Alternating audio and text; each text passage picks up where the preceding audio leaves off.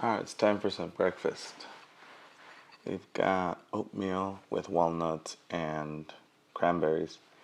And not that I'm a health nut or anything, but they told me that it was good for cholesterol, so let's eat up to enjoy this breakfast.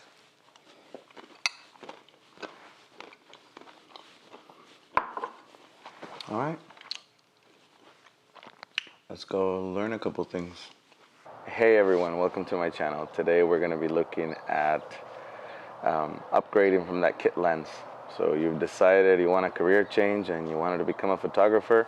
You've gone out and got that fancy camera, but now after looking at it, you're not getting the results that you wanted.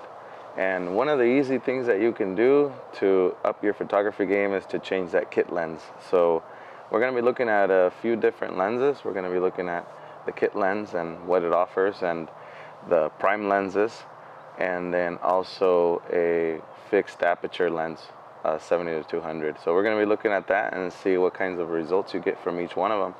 And hopefully this will help you to decide if you want to move forward with that upgrade. And every single time we upgrade, it always means we need a little bit more ching, ching, ching, a little bit more money. Yeah, okay. Let's go ahead and see what we can do with those lenses.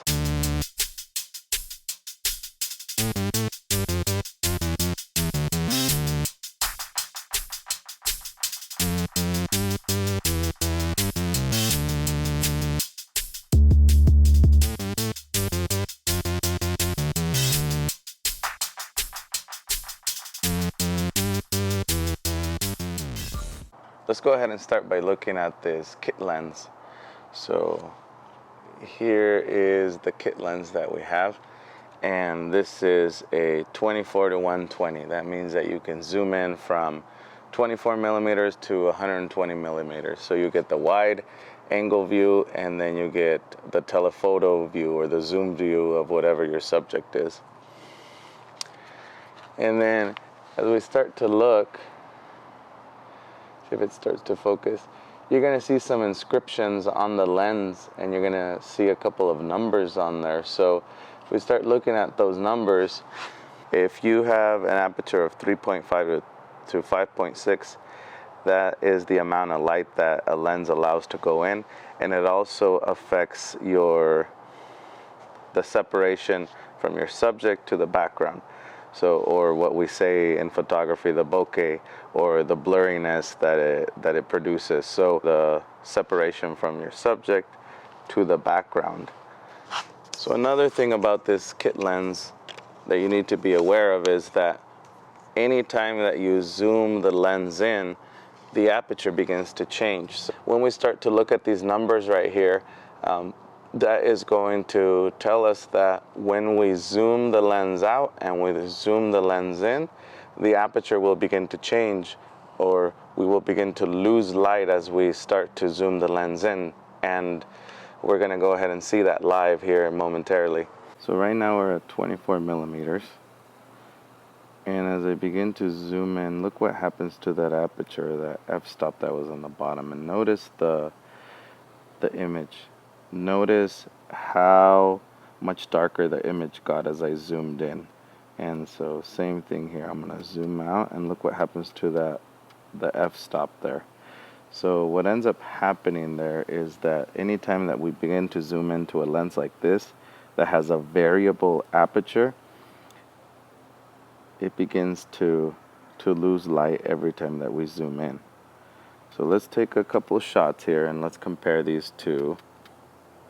So here is a 50 millimeter, and the brightest aperture that we can get, the greatest f-stop that we can get, is 4.8. So to compensate for this, I'm going to have to turn up my ISO, and then I'm going to take a shot here. Okay, so there it is. And that's at 50 millimeters. And then let's go ahead and zoom in to 85 millimeters so we can compare this to an 85 millimeter lens. And I'm just going to focus right on the side here.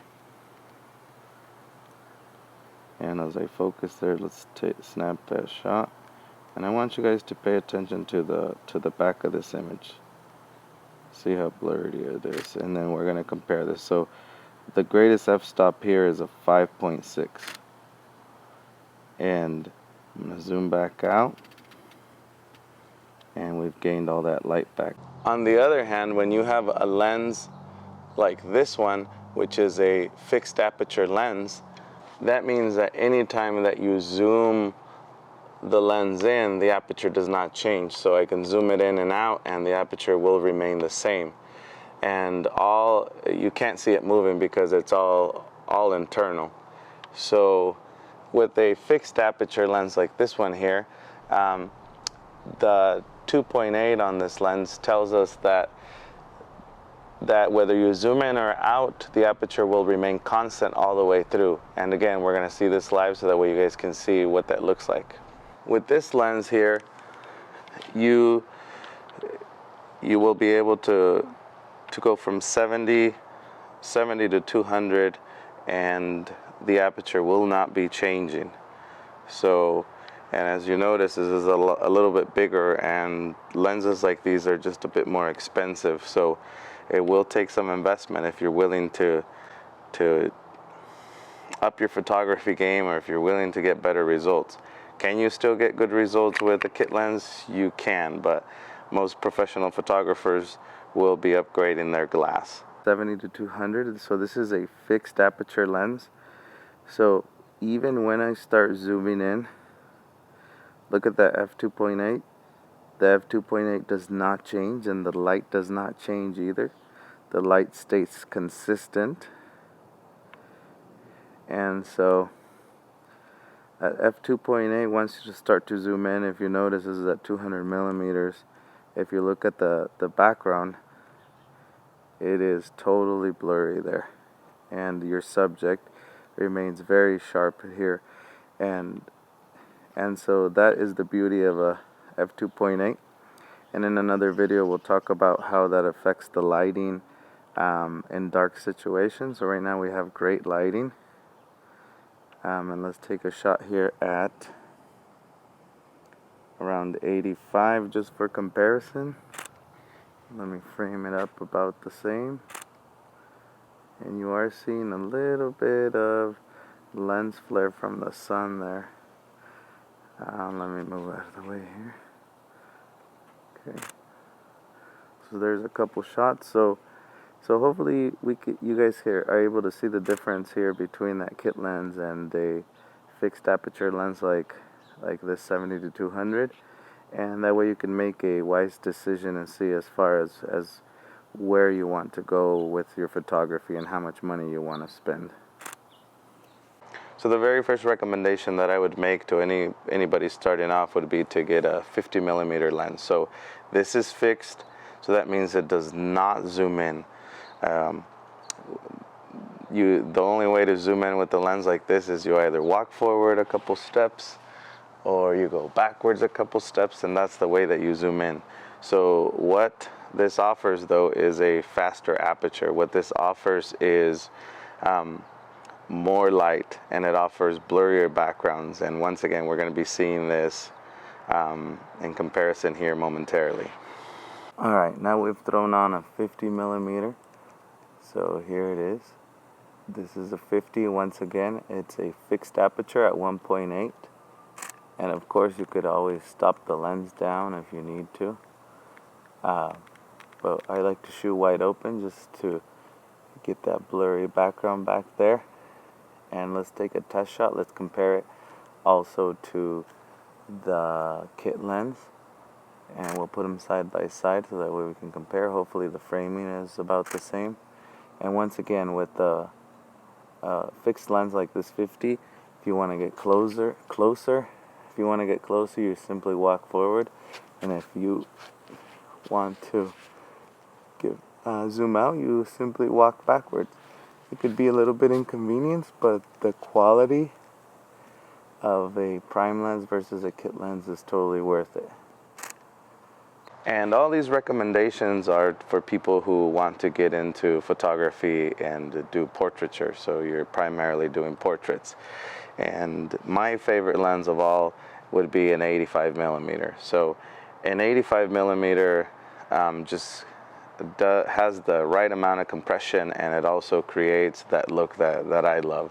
This lens is also a fixed lens, so again, you can't zoom in and out with your hand. You do have to walk forwards if you want to zoom in, and then you can go ahead and take a couple steps back if you want to zoom out. But the aperture on this is 1.8, which also allows more light to be gathered in, and it also allows for blurrier backgrounds. Now let's start looking at this 85. So if you guys notice, the aperture here is at 1.8. This is wide open, and so you can't zoom in and out. The only thing that you can really do to zoom in is to take a couple steps forward or to take a couple of steps backwards. So this is at 1.8. We're going to compare this to the kit lens that we had there. All right, let's go ahead and look at these two images here. So the image on the left was taken with the kit lens at 50 millimeters, and the image on the right was taken with the 50 millimeter prime. And so one thing that I noticed right away is that on the right side, I can see that the background is a lot more out of focus or blurrier, and on the left side it seems like the chair is in focus with the kit lens and the background is also in focus. So I'm going to zoom in here just so we can see this a bit more, and I'm going to try to keep it as consistent as I can. But already I can see that the vineyards right here on the back are a lot blurrier than it is on the kit lens, and the reason for that is because of the f-stop. So the kit lens can only do 4.8 as it's at 50 millimeters, and the prime lens at 50 is at 1.8, so that aperture controls a lot of the blurriness there. Here we're looking at the image on the left with the kit lens and the image on the right with the prime lens 85 millimeter, and so right away I can see that on the 85 the background is a lot more out of focus than on the kit lens. It's not as prominent as it is on the 50 millimeter, but it is a lot more, it is evident still. So on the kit lens, the reason for this is the aperture. Again, this is at 5.6 versus the prime lens at 1.8. So the wider open that the aperture is, the blurrier the background it is. And let's go ahead and zoom in here.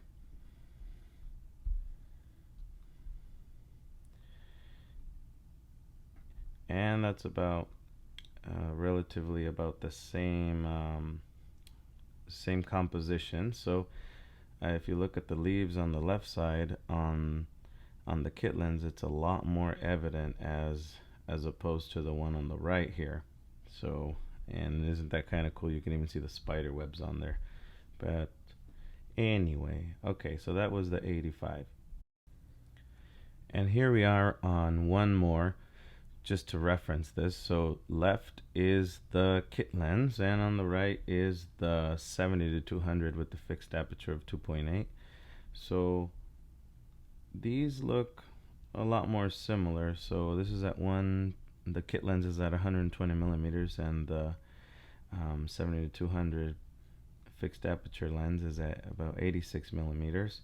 So not quite a fair comparison, but I can see that it's a little bit blurrier here in the background than it is on this kit lens. But let's go ahead and zoom in one more time. So again, on the 2.8 one, it seems more out of focus. Again, it's not quite a fair comparison, but hopefully we can begin to see that wider apertures make blurrier backgrounds as opposed to what kit lenses can offer. Well, this is our location for the self-portraits. We'll see how it goes.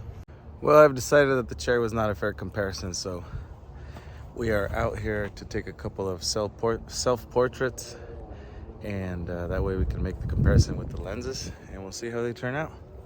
All right, let's get that going.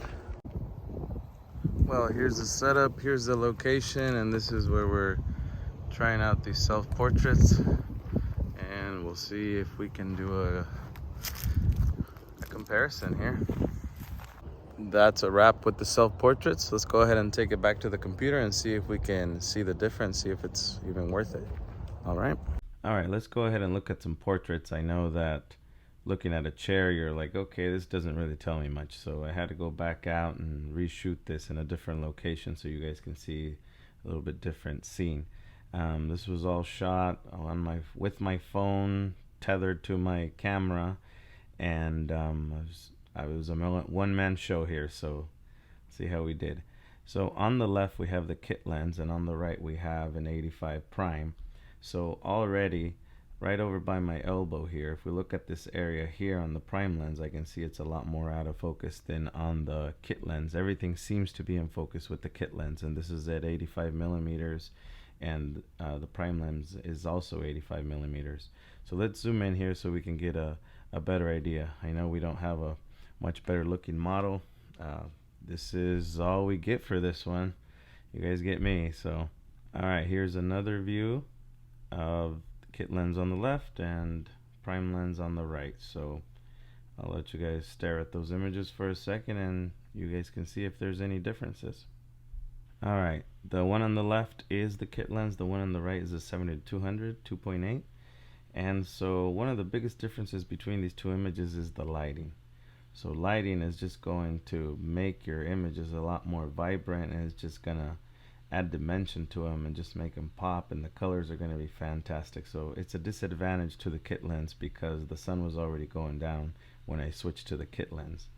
But if we're going to be just looking at the blurriness of this, let's go ahead and zoom in for a minute. Alright, I'll go ahead and let you look at that image.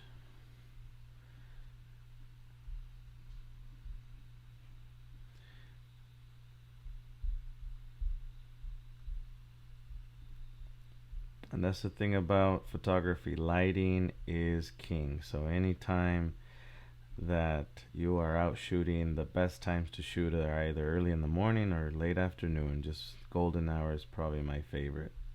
And here is one final comparison with both of these lenses wide open. So these are, on the left is the 50 kit lens, and on the right is the 50 prime lens. This one shot at 1.8 and this one shot at 4.8. That's the widest aperture you can shoot after you zoom into 50 millimeter. And so I can already see that the background on the prime lens is a lot more out of focus than the one on the left, the prime lens here. Let's zoom in here just for comparison. As we look at these images, I can see it's a lot more out of focus, and it's just adds a lot more depth and dimension to your photos here. So that's it for the portrait shoot, and hopefully this helped, and hopefully you take something from this. Alright, hopefully you learned something today, and that was it about kit lenses, and we'll be bringing you more content, and hopefully you enjoyed it. And if you did, hit that subscribe button, and we'll see you on the next one. Alright, take care. And we were out here eating chips yesterday. It seems like the cleanup crew has arrived.